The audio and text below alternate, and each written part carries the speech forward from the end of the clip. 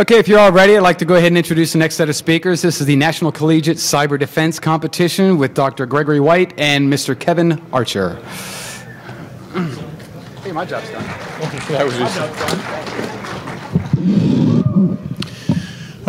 Good afternoon or evening or whatever it is at this point. We appreciate the opportunity to be here this afternoon. As mentioned, I'm Greg White, it's Kevin Archer. We're going to be going ahead and talking to you a little bit about the National Collegiate Cyber Defense Competition. And what we're going to be doing here is we're going to divide it up.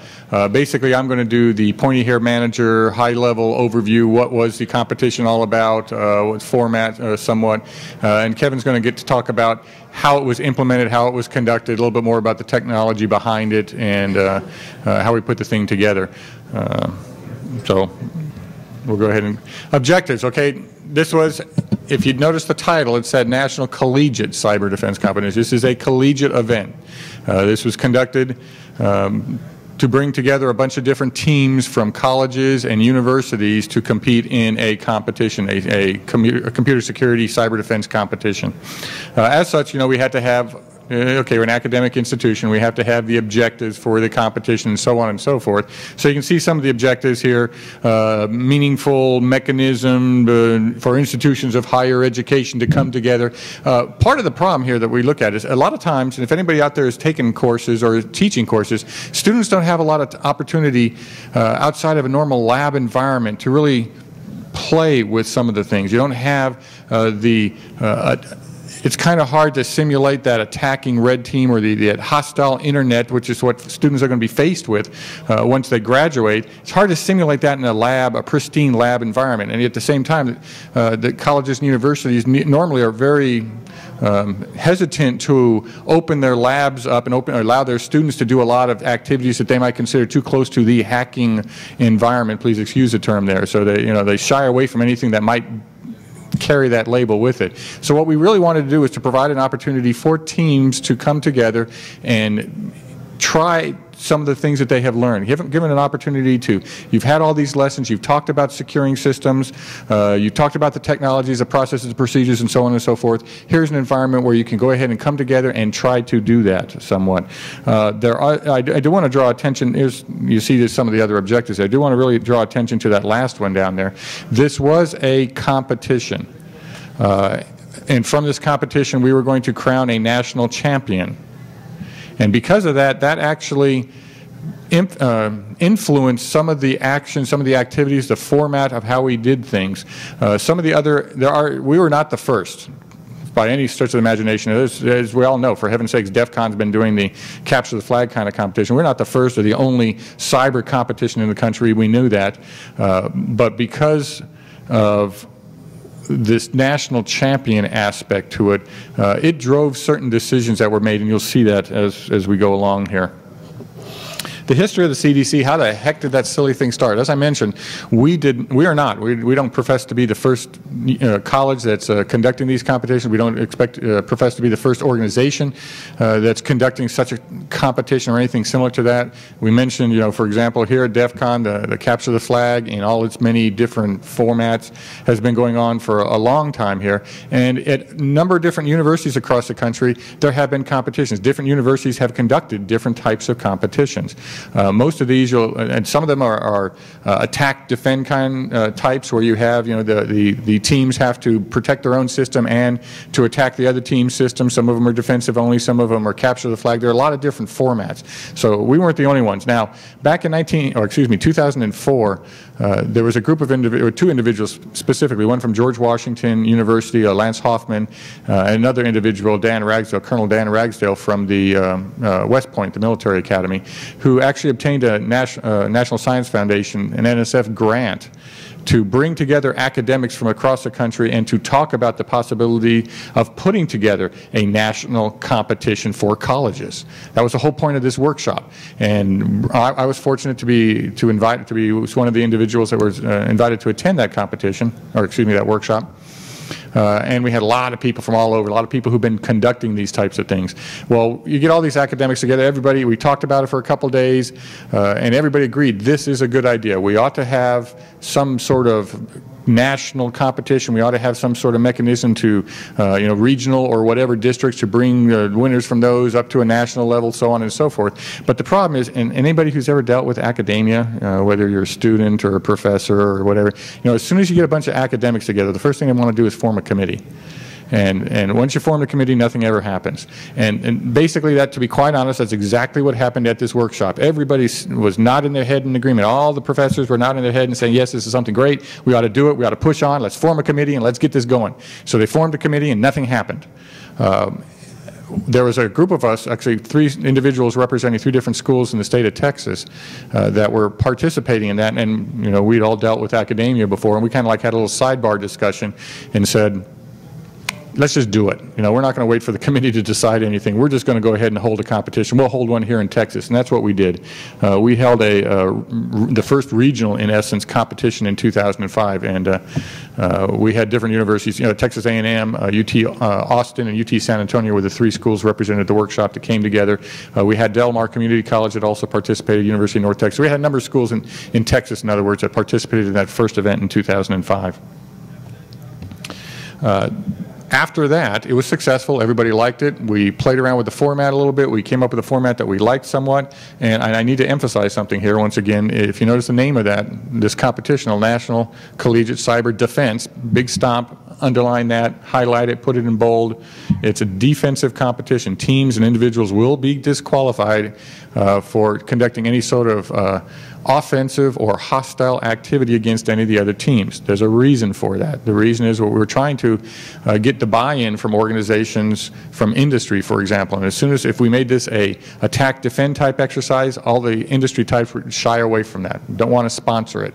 When you make it defensive only, you get a lot more people interested. We're not, in other words, and we actually have had to have this kind of question in the early days, are you training the next generation of hackers? No, no, no, no. We're training the next generation of cyber defenders. It's cyber defense competition. So, and everybody buys that, the media buys that, everybody loves it, we're all happy, we press on. After that 2005 event, it was very successful. Everybody liked what we were doing, the format. We had a lot of good feedback from the participants, the instructors. We had professors that told me they went back and changed their programs at their universities as a result of what they saw at the competition. They realized that there were holes that they saw, things that they were not teaching or teaching they could be doing differently to prepare their students, to motivate their students, to get them excited about this subject a little bit more. And they actually went back and started changing their programs as a result of the competition. So in 2005, we basically announced, okay, we're going to go ahead and hold a national. Once again, we're not waiting on the committee. By the way, the committee that was formed has never met. So, if we'd been waiting on it, we'd still be waiting on that committee. So we just went ahead and said, we're going to go ahead and we're conducting a national this next year. And we raised our hand and said, we'll do it. Anybody's interested in participating, let us know. And what we were able to do is we were able to get 4 other universities to sponsor regional competitions in their area, and we also got, and for anybody who knows the annual cyber defense exercise that the military academies have been conducted, that's another example of one of those other competitions that's been going on for a while. The military academies for, I guess, the last 6 years have been holding an annual competition between the service academies alone, so they don't let anybody else participate. It's just the military that does that. But we actually got them to sign on board as one of our regionals. So the idea is, and very logically here, we had the regional competitions. The winners from each one of the regional competitions then came to the nationals, including a team from West Point. You see where the regional competitions were held this last year. And so just here's you don't have to memorize this, there's no exam afterwards, but here's a list of some of the different universities that participated. If you will notice, take a look at that very first one. This competition is not limited to 4-year institutions. It is also not limited to undergraduates. Basically, the only requirement is that the participants must be full-time students at their respective institution, college or university. So we're trying to make this as broad as possible, to make it as open as possible, so we can get as many people participating in it as possible. The 2006 event, which was held earlier this spring, very similar in format to the one in 2005. Now, let me just sort of explain, and Kevin is going to go into this in much greater detail in a second here. But the format of it, the premise is that it's kind of like, congratulations. You know, I'm talking to a team here. You know, congratulations, you and your buddies here. The team has just been hired by some company to be the security team for our corporation. It's like you just graduated, you just got hired, welcome into our company, and we present you on day one. You walk into that competition on day one, and here is your network. It's fully functional. It's up and running. It's got a web server, e-commerce site. It's got a mail. It's got all the different little things that you'd expect that you see at a company if you walked in. We guarantee it's working. We don't guarantee it's secure. As a matter of fact, you can probably pretty much guarantee there's going to be problems in it. And so it's your job.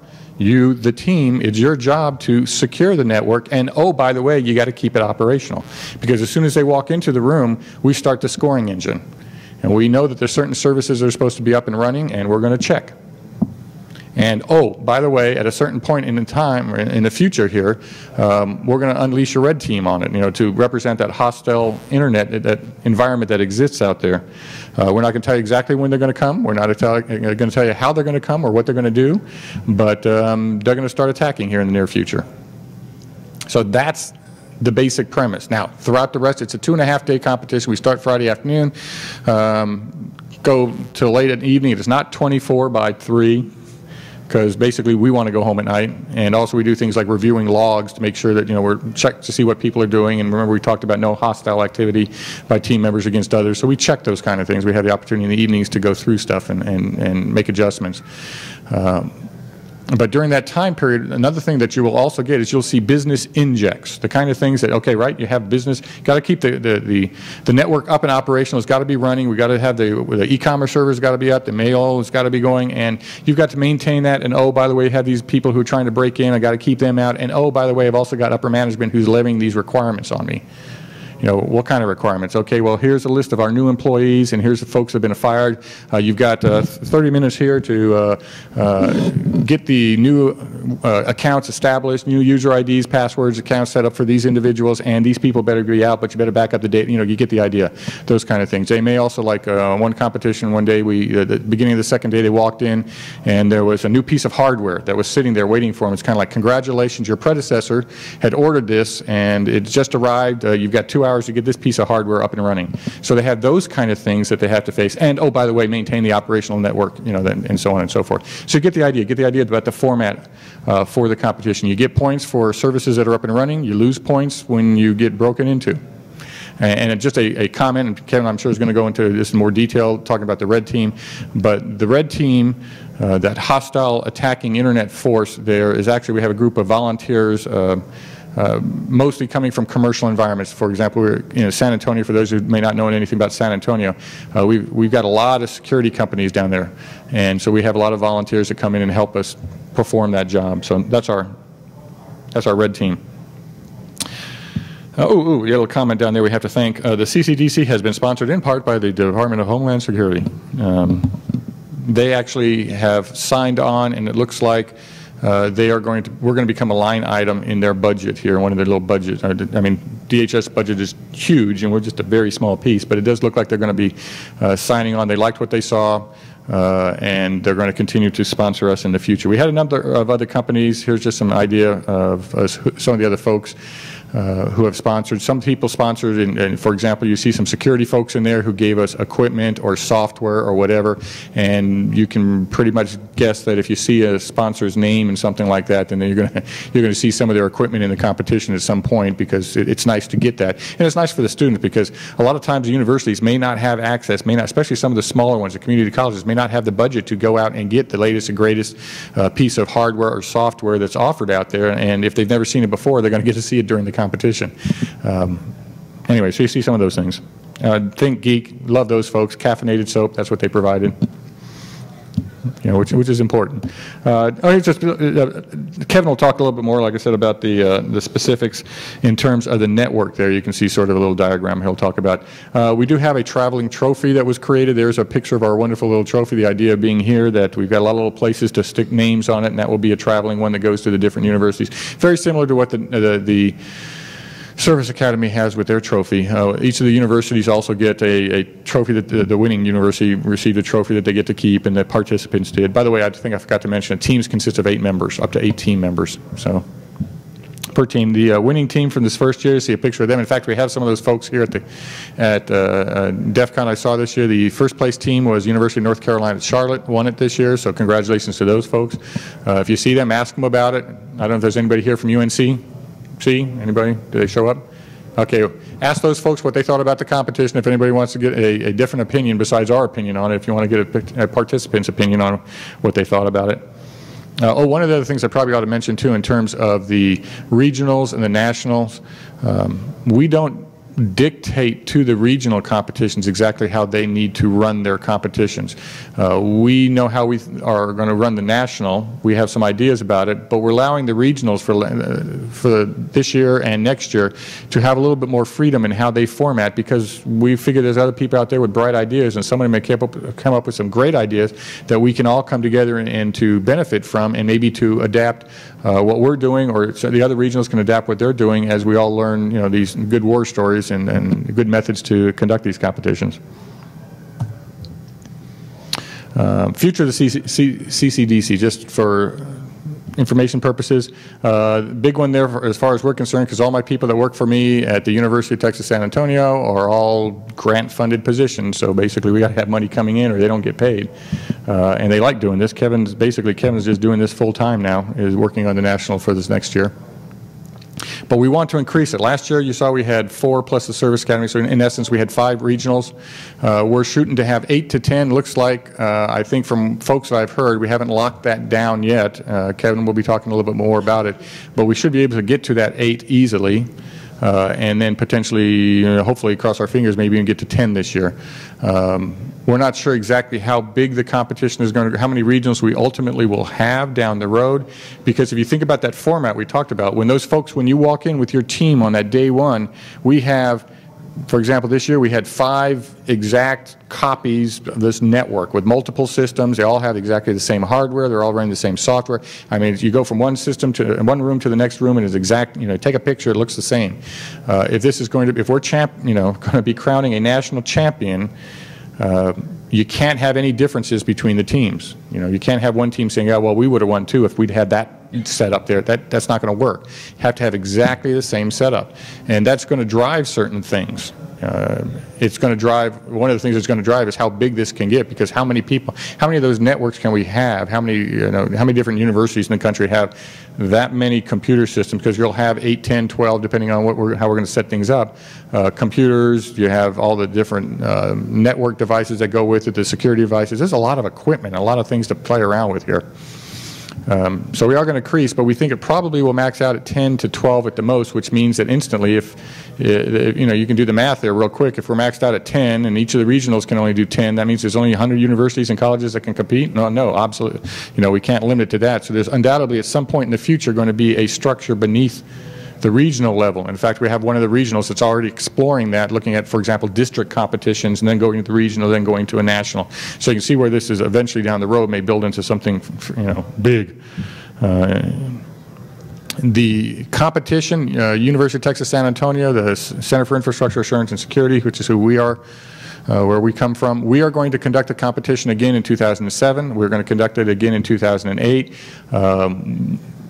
Not sure about the location yet, possibly San Antonio, possibly again, or maybe someplace else. We may explore looking at doing it someplace else. But one of the goals for this coming year is we're going to be establishing a governing body. Right now, we basically say we're setting the rules, we're dictating how this is going to run, we're putting it on, we're going to dictate, we're going to tell you how we're going to run it.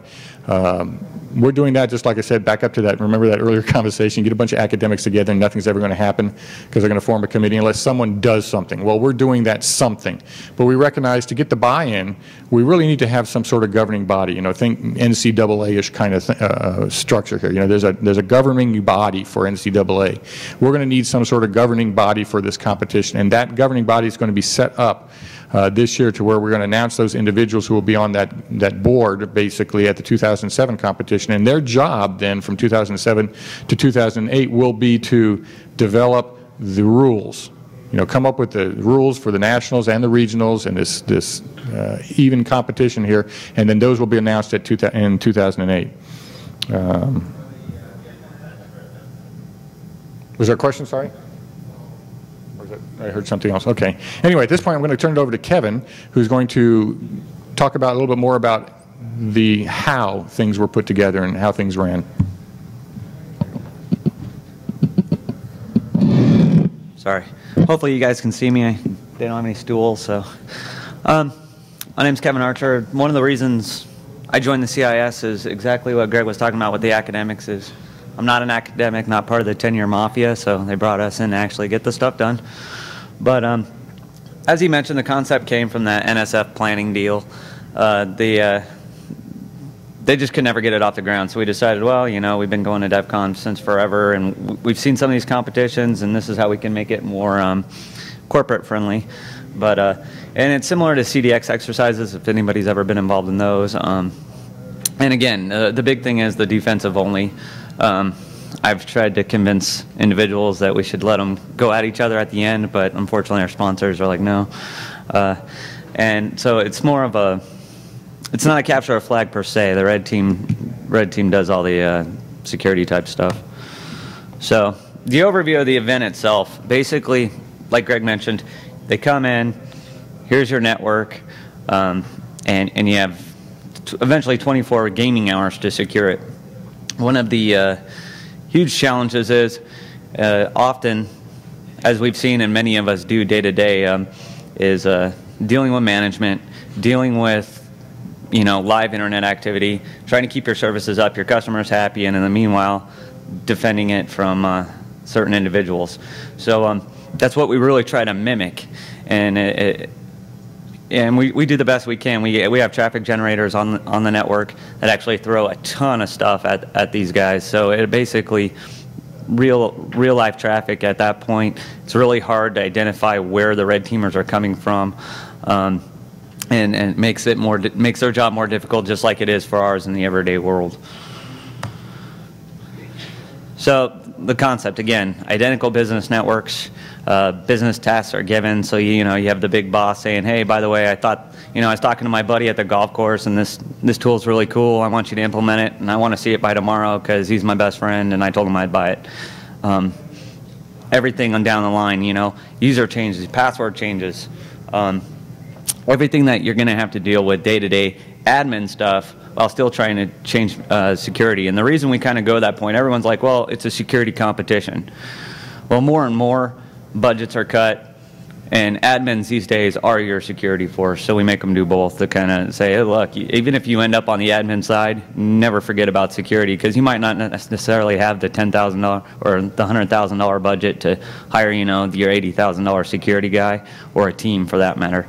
So again, the independent red team is a bunch of consultants. I'll go a little bit more into that in a little bit. And the neutral white team, which, those guys are like auditors, ISSA type people, ISACA, if you're familiar with those organizations.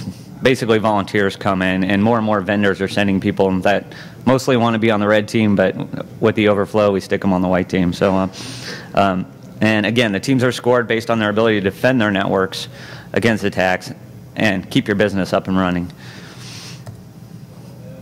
So the challenges of doing the network, like you said, is all the equipment must be identical.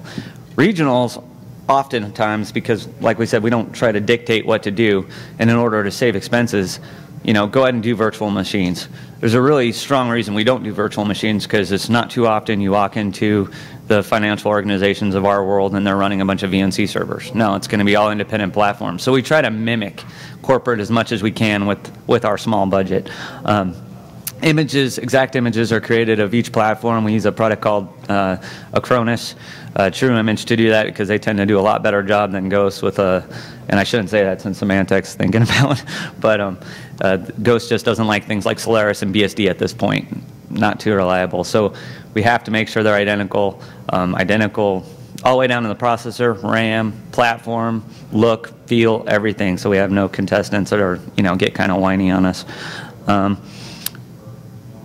then one of the interesting things is once they get owned and they get RM'd, because we do let them RM, RF, the red team. If you get in, you can do pretty much anything an attacker would. We don't try to hold them back too much. If a team's been RF like 12 times, we might, go, oh, okay, give them a break. But we have a restore service, so we'll run in, true image them, almost, and it works like a business. It costs them points instead of money in this case. So, if you get RF'd, we'll get you. You're going to lose points for that. We'll get you back up, but you're going to have to spend some points to get back up.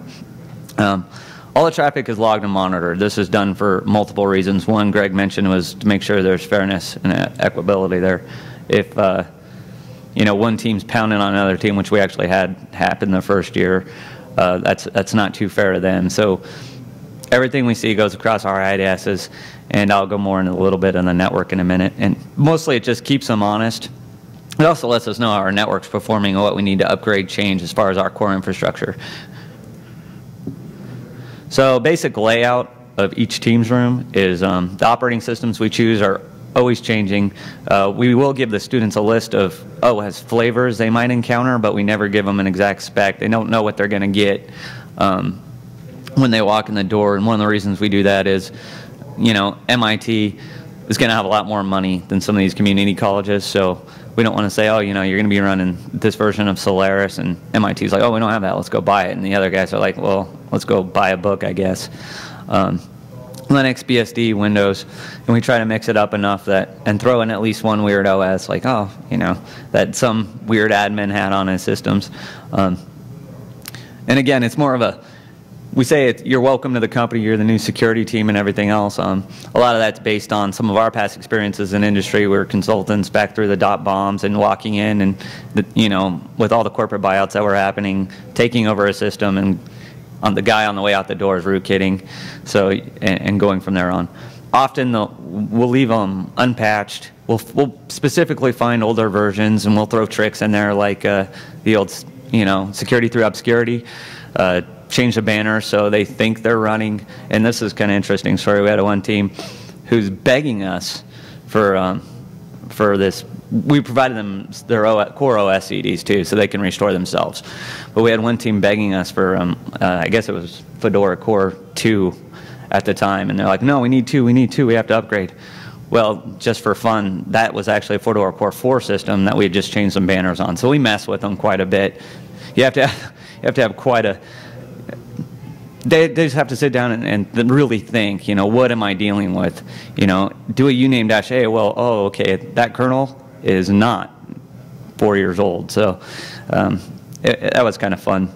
And a lot of the systems have been previously compromised we'll do it usually from an admin perspective. And that's kind of the fun part that I get to deal with a lot is throw on rootkits, leave them out there for the red team, PHP backdoor shells on the ecom servers, make sure all the credit cards are unencrypted in the databases, all that kind of stuff, and hope the red team finds it. And often I'm disappointed, but I'll go into that one some more. The network itself is very minimally configured. Basically, here's your switch. It's a firewall, which we purposely stick in bridging mode, so it's not acting as a firewall. You have 2 hours before the red team starts. Better get your access lists up, your rule state, and go. But that's it. So they start really with nothing. The services, as you mentioned, they have to have core services up. We have an automated scoring engine that goes out and does this. But you're a business. You have to have mail, you have to have POP, you have to have ecom, you have to have DNS, you have to have HTTP, and you have to have HTTPS for your ecom site up all the time. Throughout the event, the business index might add more, like, your clients are begging you for an FTP site or SSH access for these consultants or whatever. Bring it up line, do it securely, and then we have people that judge that. There's other services that are required but unmonitored, such as SQL, especially for the ecom site, or Oracle, or whatever our back-end database is at that time. We also put applications on there. On some of the client systems, we'll put malware, file sharing, unauthorized security tools, MP3s, whatever. One of the injects might be, hey, I saw this. The CEO might send them an inject. Hey, I read this article on the RAA. They're coming down hard on MP3s. Find them and write me a report, stuff like that. And some tools are installed to help, but they're put there to be a hindrance at the same time. Last year we had Big Brother on there, and we had it completely unsecured, just default install. So the red team had a lot of fun with that because they thought the teams are like, hey, this is great, we can see our whole network. Yeah, well, so can they. unfirewalled out in front. So that was kind of fun. OS Commerce, I don't know if anybody's familiar with that. We deliberately put a very old version on there. This is the kind of stuff we do to just kind of see where the students are at and get a good idea of, you know, and really challenge them. We put a really old version of OS Commerce on there, which is great because the patches are available. The bad thing is it doesn't work with that version as MySQL in this case, so you have to upgrade that too. And by the way, it dumps all the tables during the upgrade, so I hope you made a backup. Lots of fun. This is kind of an idea of what a typical team network would look like. Again, you know, we don't have the resources to throw out 2,000 client systems they have to manage and, you know, 1,500 servers or whatever. So this is basically what last year's looked like. There's a, you know, you got the firewall, the switch, you'll have a PDC, DNS servers, the client workstations, which are really owned, and at least one system we give to them that's kind of, you know, okay, which is usually a laptop of some sorts, and then the core services. So you could see we had like MySQL, BSD 6.1, which at the time was beta, so that was kind of fun. So there'll be really new stuff on there where there's challenges too. So you know, try to find drivers for newer systems on a beta BSD box, have fun. And that's one other aspect of the challenges of dealing with newer technology and older technology and integrating them. Now, behind the scenes, our network operations is basically various OSs, but mostly we run Linux. We have redundant firewall switches, IDS monitoring and scoring engines that's all protected through mostly ACLs, intrusion detection systems, multi-leveled firewalls, so that they can't pound on us. And if they do, they obviously disqualified. Originally, our scoring engine, which just goes out and checks for those services, was just a tweaked out Nazzle script, and it worked, but you know, no offense to my buddy Dwayne, it kind of sucked. So last year we had a new guy, Leon Johnson, come on board. He rewrote the whole thing in C, much faster, more reliable. Since the red teams are allowed to change content, and you know, it's not just enough to say, okay, my HTTPC site is up. Well, you know, is it really you? Is it really the site, or is it a picture of, you know, the mullet crew, which one of the red teams defaced with? So he went through, integrated some MD5 hashing on various spots in the page, which, you know, aren't necessarily code. We hit all sorts of stuff, so we could go through and reliably say that's the site, it's functional, or in the ecom site, that's, you know, that's the product, it's supposed to be there, and we could go really deep. There's just some pictures of the event again. That's the operations room there on the right hand side. It's basically, we run everything on that mobile switch. I wish we could do that with everything, but, you know, again, we're sponsored, so we have to make do. We hump about 400 systems over there, over to the hotel, and set them all up. And hopefully next year we'll see a lot more of these racks. But there's in the bottom left-hand corner there's a team room. I'm not sure who that is. I think it's actually you, but I think that's a UTSA team. But and then we have just a shot of one of the students pulling their hair out. The red team volunteers, this is kind of interesting. I'm from penetration testing background myself, and so is most of our organization. But you know, we try to give them general guidance. It's all industry volunteers. Your typical, you know, Big 5 guys come in, do their thing. It's not even Big 5 anymore. It's probably like Big 2. But we give them general guidance. You know, there has to be a certain amount of fairness and equitability. So if you compromise one system, immediately go to all the other teams and try to pop them with the same exact thing. It's the only way to keep it fair. And we have a guy in there that says, okay, that's great, you know, you got root or whatever, go do it here, here, and here, and here, and then we'll go from there. It's for their purposes, it's a playground. I mean, you can do anything, no restrictions. Basically, at this point, you are a black hat. Have fun, do whatever you want. So it's a great place to try old and new exploits. And like I said, most of the time, anything goes. Sometimes we'll hold them back a little bit if, you know, people are crying, which has happened. And but RM, RF, WebDeface, send home messages to printers. You know, print on their printers if you can. And whatever. We had one guy just sitting there moving the printer all day, and the team was constantly yelling at each other, "Why can't I print?" That was pretty good. But and some of the challenges, though, are, and this is kind of where we're always looking for help. So if you're interested in red teaming or whatever, you know, you can send me an email. My information's at the end. Getting quality people. You would think with all these big organizations that these guys would come in, do your typical assessment procedure, scan everything, you know, all ports, and not just go after low-hanging fruit. And they really got stuck in a wormhole, and this has happened both years. So this year we're going to try to invite some of people we know personally from different states to come down and kind of take care of the back end. Because like I said, we put all sorts of stuff in there. We had PHP backdoor shells. We had all sorts of stuff that was never found, never patched by the students either, because I guess they never ran NICTO or whatever. But for some reason, either of the professionals, which is somewhat disturbing. So, you know, they'd find DCOM and have a great time on all the networks. So a DCOM, and okay, you found DCOM, why don't you try WMF, which is new, you know, if it's vulnerable to one, go forward. And there wasn't a lot of root, which was really kind of disturbing. So we'd like to see more and more balancing of those teams. The business index, like I said, it's basically just your typical CEO, CTO, hey, how are you doing? You know, my buddy has this, install it, this and that.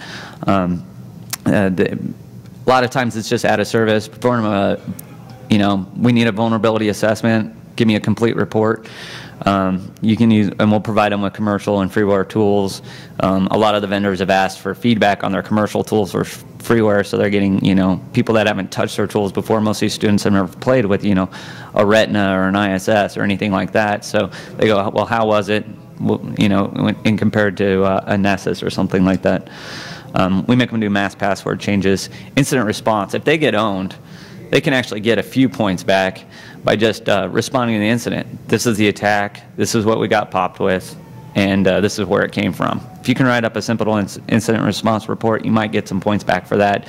And then we also make them write security policies for their users, implement system security and that kind of stuff. The white team are a bunch of volunteers. We have one in each room. Like I said, is ISAC guys, is A-type people that make sure that A, they're not going out to preloaded sites. That's one of the rules. Because, like, you know, we don't want the MITs to go out to their own FTP site and say, okay, well, this is publicly available, and they're downloading, you know, their own personal copy of Retina when no one else has it. So they will keep an eye out for stuff like that. And they're responsible for scoring those business injects, because obviously we can't be in all the rooms at one time. And the vendor sponsor role. Vendors really play a lot of roles in our thing. It's not just about the money or whatever. A lot of them are just there to donate equipment and software. That's really what we need. We want these students to have zero-day stuff. Last year we had the beta Tipping Point X505 before it even hit the market, which was really cool. So Tipping Point got to see what users were going to be calling them about beforehand. They actually had set up a vendor tech support, warned them.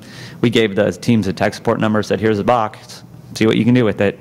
And their tech support were pulling their hair out. But Tipping Point got a really good idea what they needed to fix before they rolled it from a user perspective, and you know, what people did and did not like about it. And that worked out really good.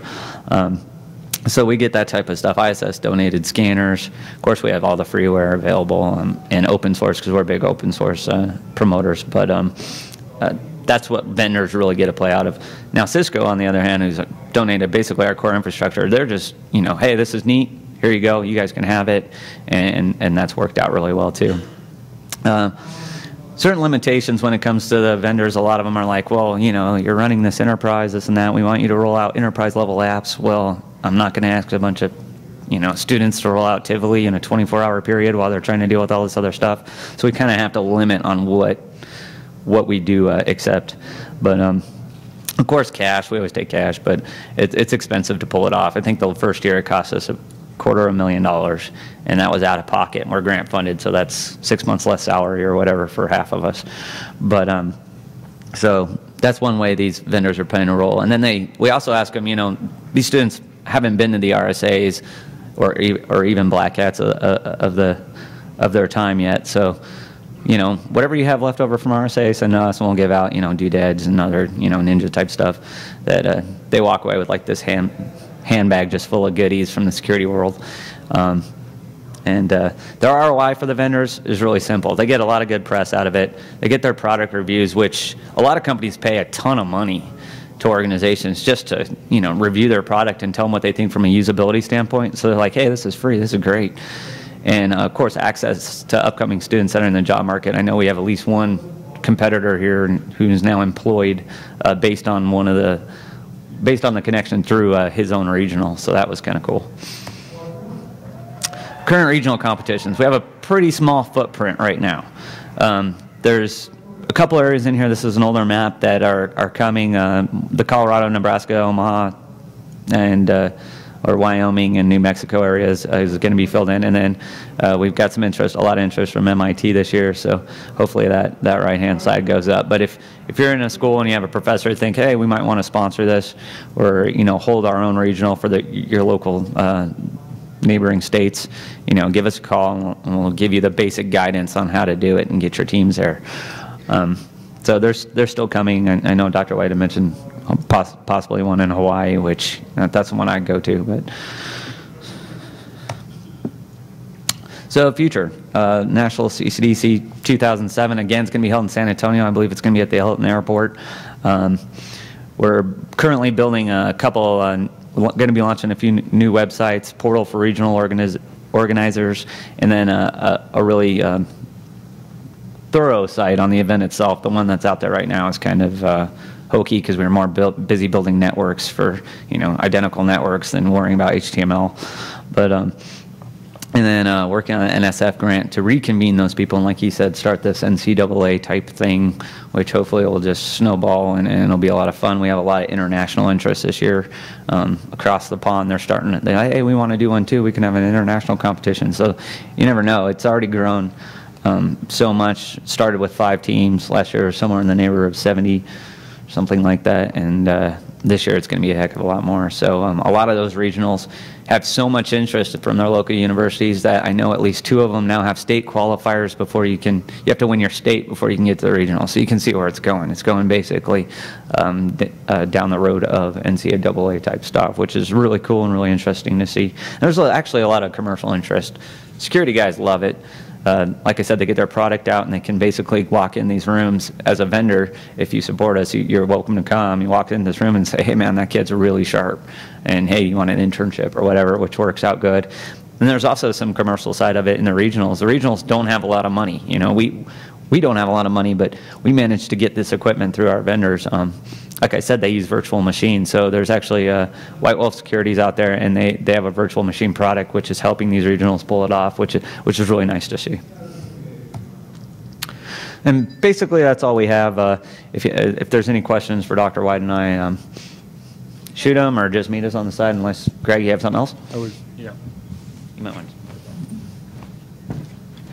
Just a couple things there I recognize that I neglected to mention or something like that, and you might have caught it from Kevin's discussion there. If you notice his discussion of the red team there, the red team has no advanced knowledge of what the networks look like. If you probably caught that from his statements there. Basically, the purpose of that is that they're supposed to be simulating that hostile internet environment where if someone's banging away on the system or banging away on your network, they don't necessarily know what's going on. So they have to go through the same process that an individual out there in the real world would be going through in order to attack your corporate network. So red teams don't get any advantage. This actually is kind of interesting because it actually provides us with some information. I actually put my research side hat on, my academic hat. We're doing some research in intrusion detection, and it's interesting to take a look at the network traffic that we have basically grabbed from this competition to see the kind of things that occur to be able to do things like test intrusion detection systems with some different data that's a little bit more up to date than the DARPA data from 98 and 99. So there's some other side benefits that may come out of this competition. Kevin mentioned the international interest. I forgot to mention one of our other key sponsors, ISSA. Their names were up here, but for those folks, hopefully everybody knows who ISSA is, Information System Security Association. That's actually a professional organization, professional information system security types, but it's an international organization, and they are pushing big time for us to try to go international with this. So by the 2008 competition, you may see schools from, they're pushing pushing for something a little bit more local. Like you said, there's some across the pond, there's some interest, but there's also some interest up in Canada. So we may have some colleges, universities coming from Canada to participate in it, the competition as well.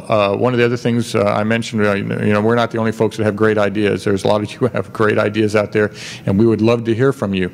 I think I had a bullet up there on one of the slides, and I didn't mention it or highlight it, but we're hoping to announce in 2007 for the 2008 competition some additional competitions at the national, so that there's other things going on, not just this event that we described here, but for example, we're hoping to have things like maybe a forensics challenge.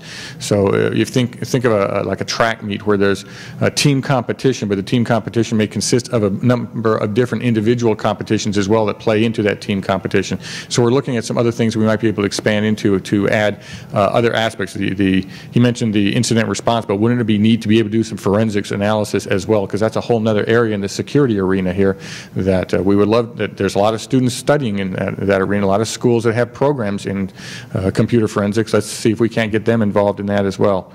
And so I think those are a couple little comments I wrote down that I had neglected to mention when we were going through, so I wanted to make sure I got that. Now, back to questions. Any questions on things? Are we? Yes, sir. What about physical security breaches? Actually, we don't typically test for physical security, but there's a funny story. One of the regionals, a couple of them broke in. I guess I've just heard the story from Ron Dodge, Colonel Ron Dodge. But so it's happened, but it's not part of the competition. We don't let the red team in at night. We lock the doors, keep them out. Basically, once you have physical access to a machine, it's over. We all know that. So at that point, what happened? From my understanding, they snuck in. Some of the red team members took it upon themselves to sneak in at night and put things on systems in the regional, and they got talked to about it. That's all I know. I wasn't there, so.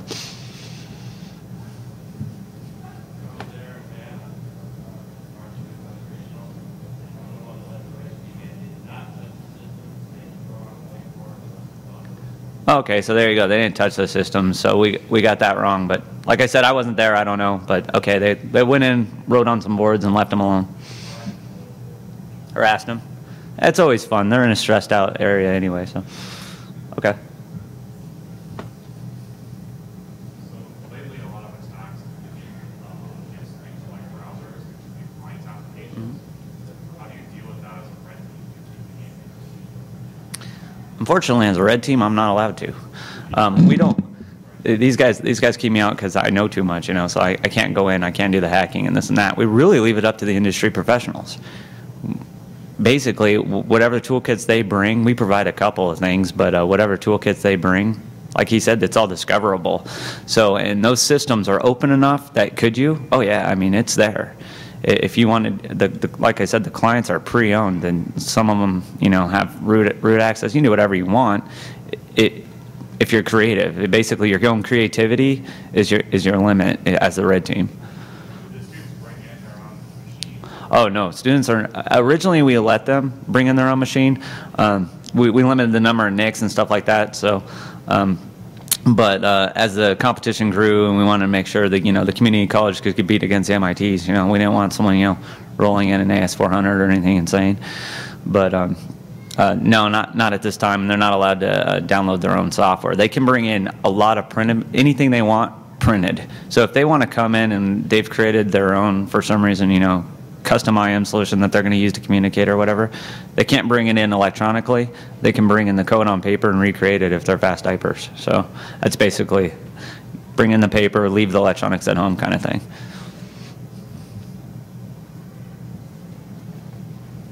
Chip? Oh, at the high school level? I'll let Greg address that one. I'm not really sure where that one's going. We actually this last year also conducted a local high school competition just to sort of put some feelers out about that. It went fairly well. It was a slightly different format. Well, actually, it's quite a bit different format than what we're doing here. But to be honest, we're backing off a little bit on that. Iowa State also has been conducting a high school competition. So what we're trying to do is to coordinate with them and allow them to take the lead on that. We'll take the lead on the collegiate. They can take the lead on the high school. So we're not competing against each other for competitions or something like that. So we're trying to be supportive of them and help them build that as we build the collegiate side. And someone else. You gotta,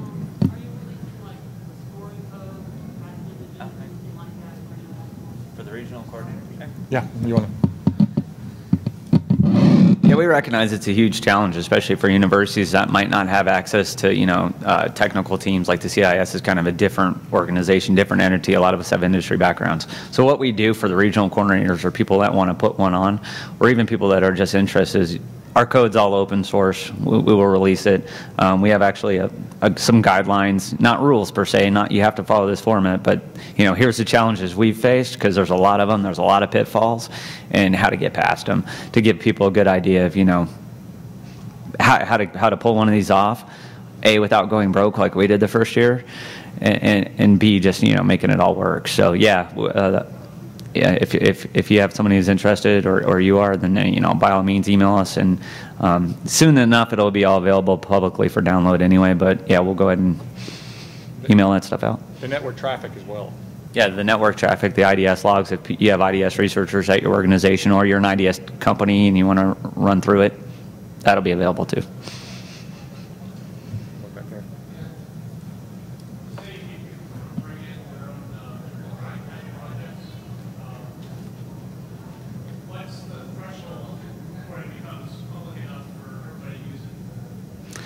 Open source if it's freely available for download. So I mean, basically if you know of a tool that exists and they don't, their own loss, right?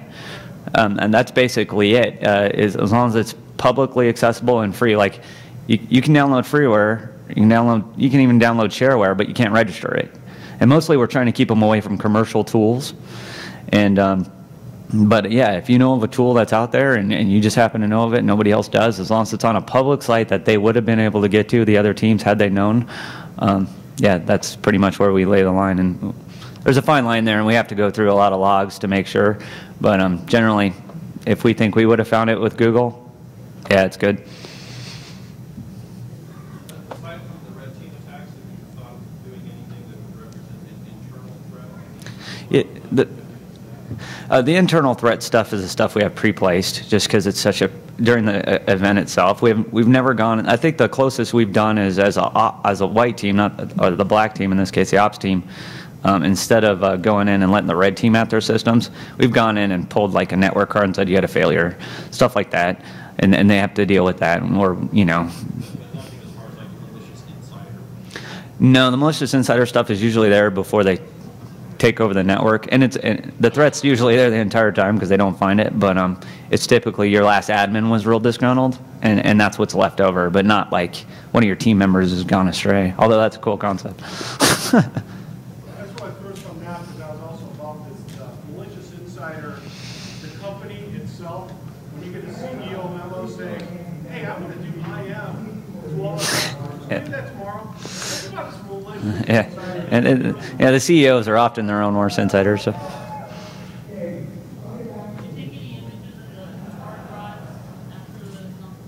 After the competition, for like forensics type stuff, or see what they did, we haven't. It's an interesting notion. Usually after the competition we sleep, but we have not done anything with the actual what they've done with their hard drives. Generally, since we have white team volunteers in there reporting the whole time, and a lot of it's directed, we've seen it and we've seen the different approaches.